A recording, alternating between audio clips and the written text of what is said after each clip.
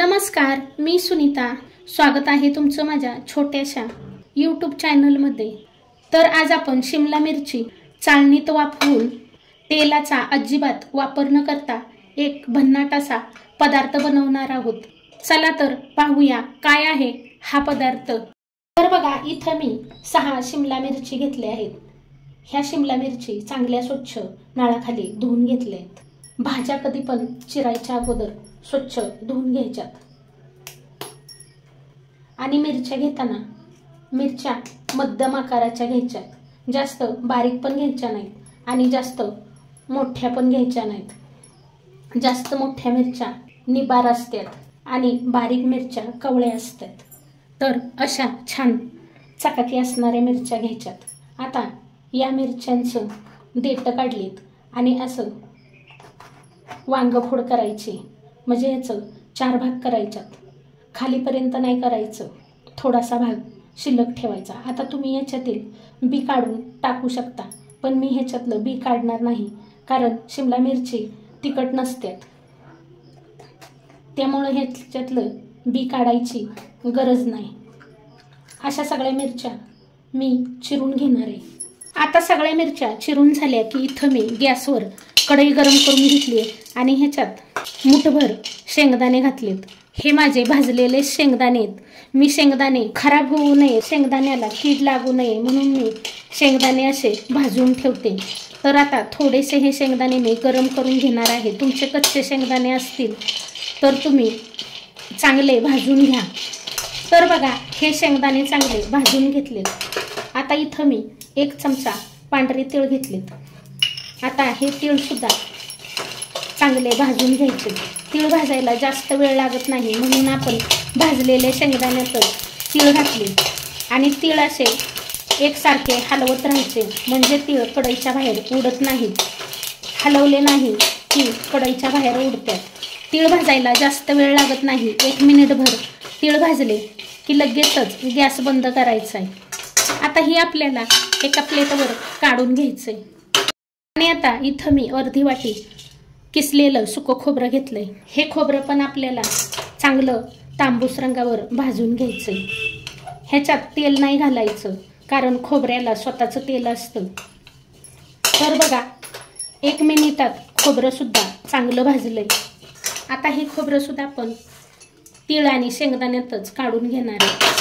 आता याच कढईमध्ये मी इथं 2 चमचे इतकं बेसन पीठ घेतलंय। आता हे बेसन पीठ पण तांबूस रंगावर भाजून घ्यायचंय। तर बघा, हे बेसन पीठ सुद्धा चांगलं तांबूस रंगावर भाजून घेतलंय। आता हे आपल्याला एखाद्या वेगळ्या भांड्यात काढून ठेवायचे। आता आपण बेसन पीठ भाजलेल्या कढईमध्येच 1 तांब्यावर पाणी घालणार आहे आणि ह्याच्यावर झाकण ठेवून आपण हे पाणी गरम करायला ठेवणार आहे। आपलं पाणी गरम होतंय तोपर्यंत आपण या पदार्थासाठी एक मसाला तयार करून ठेवूया। तर इथं जे आपण भाजून ठेवलेल्या वस्तू आहेत मिक्सरच्या भांड्यात घालून घ्यायच्यात। तर इथं आपण शेंगदाणे, तीळ आणि खोबरं भाजून घेतलं होतं ते घालायचंय। बेसन पीठ साईडला ठेवायचंय, बेसन पीठ घालायचं नाही। त्यानंतर 7-8 लसणाच्या पाकळ्या घेतल्यात त्या घालायच्यात। 1 चमचा इतकं जिरं, चमचा छोटा आहे बरं का। 1 चमचा इतकं गरम मसाला, 1 चमच इतका धना पावडर, अर्धा चमच एवढा लाल मिरची पावडर, 1 चमच कांदा लसूण मसाला, पाव चमच एवढी हळद, 1 चमच मीठ। तुम्ही तुमच्या चवीप्रमाणे तिखट मीठ घाला। आता हे सगळे मसाले तुम्ही नंतर जरी घातले तरी चालतील, पण असं मिक्सरच्या भांड्यात जेव्हा आपण मसाला बारीक करणार आहे ना, त्यावेळेस हा सगळा मसाला एकजीव होतो आणि या पदार्थाला चव भारी येते। त्यानंतर आता आपल्या या पदार्थाला एकदम चटपटीत चव यावी म्हणून इथं मी एवढं लिंबू पिळून घालणार आहे। 1 चम्मचभर रस घालणार आहे। तुमच्याकडे लिंबू नसेल तर तुम्ही आमचूर पावडर सुद्धा घालू शकता। आता पाणी न घालता ह्याचं चांगलं बारीक वाटण करून घ्यायचंय। तर बघा, पाणी न घालता हा मसाला चांगला बारीक वाटून घेतलाय। पाणी घातलं नाही तरी सुद्धा हा मसाला छान असा बारीक झालाय। आता हा मसाला एका प्लेटमध्ये काढून घ्यायचा आहे। त्यानंतर आता या मसाल्यामध्ये आपण जे सुरुवातीला बेसन पीठ भाजून ठेवलं होतं ना ते घालायचं आहे। आणि आता इथं मी एक मुठभर कोथिंबीर स्वच्छ धुवून बारीक चिरून घेतली ती घालणार आहे। हा मसाला तुम्ही जास्त बनवून फ्रीजमध्ये सुद्धा स्टोर करून ठेवू शकता आणि हवं तेव्हा हव्या त्या भाज्या बनवून खाऊ शकता। जसं की भरली वांगी, भरला दोडका, भेंडीमध्ये जरी हा मसाला भरून तुम्ही भेंडी बनवली ना तरी सुद्धा भेंडी खायला खूप छान लागते। आत्ताच या मसाल्याचा एवढा छान वास येतोय की माझ्या तर तोंडाला पाणी सुटलंय। तर बघा हा मसाला असा चांगला हाताने एकजीव करून घ्यायचा आहे। तर आज आपण बनवणार आहोत शिमला मिरचीचं पाणी न घालता, तेल न वापरता मस्त असं भरीत। आता ना हा मसाला सगळा असा दाबून दाबून ह्या शिमला मिरचीमध्ये भरून घ्यायचा आहे। जितका तुम्ही भरपूर मसाला भराल ना तितकीच ही शिमला मिरची खायला खूप छान लागते। अशा पद्धतीने या सर्व मिरच्या अशा भरून घ्यायच्यात आणि दाबून घ्यायच्यात। मी मिरच्या भरते तोपर्यंत तुम्ही माझ्या चॅनलला सबस्क्राईब केलं नसेल तर प्लीज सबस्क्राईब करा, सपोर्ट करा आणि एक लाईक करायला विसरू नका। अशा पद्धतीने हा मसाला भरपूर भरायचा आहे तरच आपल्या ह्या शिमला मिरचीचं भरीत खायला खूप छान लागतं। अगदी दाबून दाबून भरायचं आहे। तर बघा इथं मी शेवटची मिरची भरते। बघा आपला मसाला एकदम व्यवस्थित या 6 मिरच्यांना पुरेसा झालाय।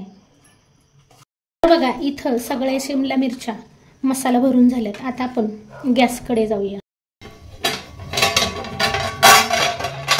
तर बघा इथं आपलं पाणी गरम करायला ठेवलेलं त्याला चांगली उकळी आली। आता मी ह्याच्यात एक स्टँड ठेवणार आहे आणि ह्याच्यावर चाळण ठेवणार आहे। आम्ही या चाळणीला तेल वगैरे लावलं नाही, याला तेल लावून घ्यायची गरज नाही।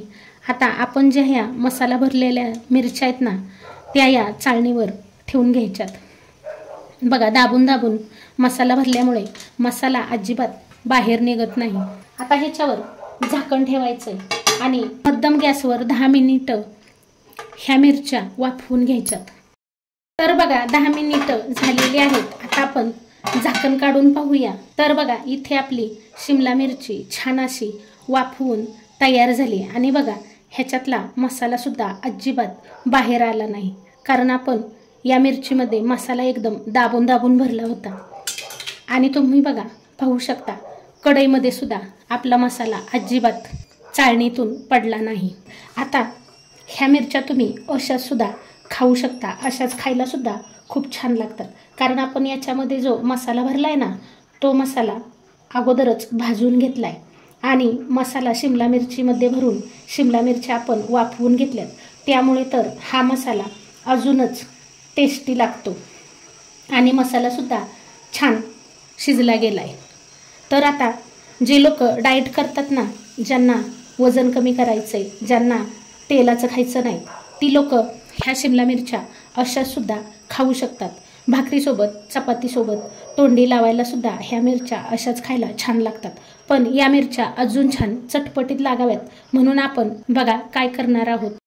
तर बघा ज्या कढईमध्ये आपण मसाला भाजला त्याच कढईमध्ये शिमला मिरच्या वाफवून घेतल्या। आता त्याच कढईमध्ये मी इथे अगदी 2 चमचे तेल घातले, म्हणजे आपल्याला ना जास्त भांडी खराब करायची गरज लागणार नाही। आणि आता या तेलावर या मिरच्या आपण घालून घेणार आहोत, म्हणजे ह्या मिरच्या खायला अजून छान चटपटीत टेस्टी लागतील। तर मी आज बनवलं आहे वाफवलेल्या शिमला मिरचीचं भरीत आणि हे भरीत खायला अतिशय छान लागतं। अशा उलटपुलट करून या शिमला मिरच्या आपण तेलावर छान अशा भाजून घ्यायच्या आहेत। तर बघा आतून मसाला भरताना आपण या शिमला मिरचीमध्ये मीठ तर घातलंय, पण बाहेरून सुद्धा मिठाची छान चव यावी म्हणून अगदी थोडंसं मी याच्यात मीठ घालणार आहे। आणि आता एकदम मीडियम गॅस करून या शिमला मिरच्या अशा उलटून पुलटून भाजून घ्यायच्यात। अगदी अलगद अशा उलट्या करून भाजून घ्यायच्यात, म्हणजे याच्यातला मसाला अजिबात बाहेर येणार नाही, मसाला आतच राहील. तर बघा असं छान खमंग याला भाजून घ्यायचं, तरच आपल्या ह्या शिमला मिरचीचं भरीत छान लागतं. मीडियम गॅसवर एक 5 मिनिटं आपण या मिरच्या सर्व बाजूने भाजून घेऊया. तर मग मला सांगा, माझ्या चॅनलला सबस्क्राईब कोणी कोणी केलं नसेल केलं तर पटकन सबस्क्राईब करा, सपोर्ट करा. तर बघा आता तुम्हाला वाटेल की ही शिमला मिरची वाफवून घ्यायची काय गरज होती, पण जर आपण डायरेक्ट मसाला भरून ही शिमला मिरची केली असती ना, तर थोडा तरी आपल्याला पाण्याचा शितुडा द्यायला लागला असता. आणि जर पाण्याचा शितुडा दिला असता तर आपलं हे शिमला मिरचीचं भरीत जास्त दिवस राहिलं नसतं. असं हे बिना पाण्याचं शिमला मिरचीचं भरीत तयार करून तुम्ही प्रवासात सुद्धा नेऊ शकता. खूप सुंदर लागतं. आणि बघा शिमला मिरची खायला बऱ्याच जणांना आवडत नाही. शिमला मिरची बघितली की नाक मुरडतात. तर अशी ही बिना पाण्याची शिमला मिरची एकदा नक्की ट्राय करून बघा. तर बघा या सर्व मिरच्या मी मस्त अशा फ्राय करून घेतल्यात. आणि बघा तुम्ही बघू शकता अगदी सगळ्या बाजूनी आपली ही मिरची छान अशी भाजली गेली. मस्त अशा या मिरच्या फ्राय झाल्यात आणि किती छान या मिरच्या दिसत आहेत. अजिबात सुद्धा या मिरचीतला मसाला बाहेर आला नाही.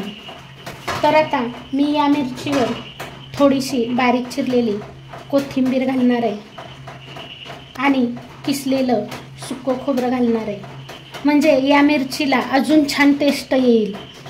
तर बघा हॉटेलमध्ये जाऊन भाज्या खातो आणि तो आनंद जसा आपल्याला भेटतो ना, तसा आनंद अशा घरी भाज्या बनवून तुम्ही घरी घेऊ शकता. खूप छान हे भरीत खायला लागतं. तर तुम्ही एकदा हे भरीत नक्की ट्राय करून बघा. तर बघा किती सुंदर आपलं हे मिरचीचं भरीत दिसतंय. तर तुम्ही हे असं भरीत बनवून प्रवासात सुद्धा नेऊ शकता, कारण आपण याच्यामध्ये पाण्याचा बिलकुलही वापर केला नाही. त्यामुळे प्रवासात सुद्धा अगदी आरामात 2-3 दिवस टिकेल. तर तुम्ही ही मिरचीचं भरीत वरण भातासोबत किंवा भाकरीसोबत सुद्धा खाऊ शकता. भाकरीसोबत खायला सुद्धा खूप छान लागतं, अतिशय सुंदर लागतं. आणि वरण भातासोबत सुद्धा तोंडी लावायला खूप छान लागतं. तर तुम्हाला माझी आजची रेसिपी कशी वाटली कमेंट करून सांगायला विसरू नका. रेसिपी आवडली असेल तर एक लाईक जरूर करा. चॅनलला याआधी सबस्क्राईब केलं नसेल तर सबस्क्राईब करा, सपोर्ट करा. रेसिपी पाहिल्याबद्दल खूप खूप खूप धन्यवाद. पुन्हा भेटूया असेच एका नवीन छानशा रेसिपीसोबत. तोपर्यंत बाय बाय.